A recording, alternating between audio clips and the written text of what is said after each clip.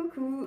Aujourd'hui, on va parler des problèmes liés à l'argent et des causes transgénérationnelles de ces problèmes liés à l'argent. Quand je parle de problèmes, ça veut dire ne pas arriver à garder l'argent pour soi, dilapider son argent, ne pas réussir à gagner de l'argent, etc.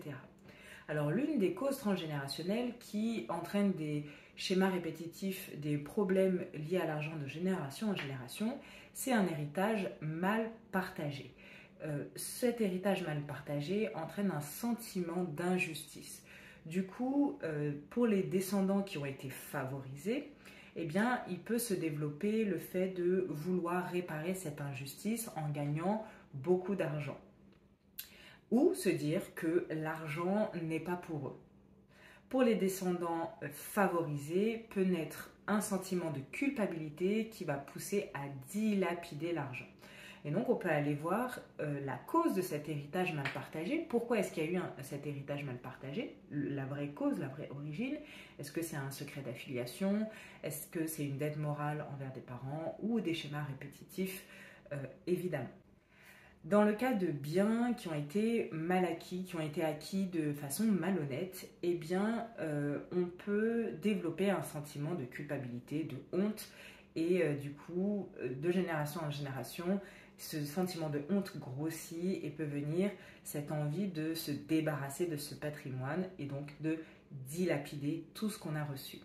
Les enfants non désirés également, et à qui on a bien fait comprendre qu'ils n'étaient pas désirés, peuvent développer un sentiment d'insécurité, un sentiment d'illégitimité qui entraîne du coup la croyance inconsciente qu'ils n'ont pas le droit de recevoir, qu'ils n'ont pas de valeur, ils n'ont pas le droit à l'argent comme ils n'ont pas eu le droit à l'amour en fait qui leur a été manqué. Les loyautés familiales sont aussi les causes les plus connues en transgénérationnel des problèmes liés à l'argent, c'est-à-dire qu'on va continuer à ne pas avoir d'argent ou à perdre de l'argent par fidélité au clan. Et c'est là où on regarde, on s'aperçoit qu'il y a des schémas répétitifs de génération en génération où on continue à être dans les faillites, dans la dilapidation, je sais pas moi, les hommes dans le clan dilapident tout leur argent pour des femmes, des maîtresses, etc. Et donc on voit des expériences similaires à des âges similaires, à des dates similaires. Par exemple, on peut voir que le descendant actuel, à 40 ans, il a fait faillite, et puis son père aussi, son grand-père aussi, son arrière-grand-père aussi. Et donc quand on voit une loyauté familiale comme ça, on va chercher l'origine, qui est le premier, qui a transmis que finalement, c'était bien, entre guillemets, c'est comme ça qu'on devait, c'était ça le lien avec l'argent.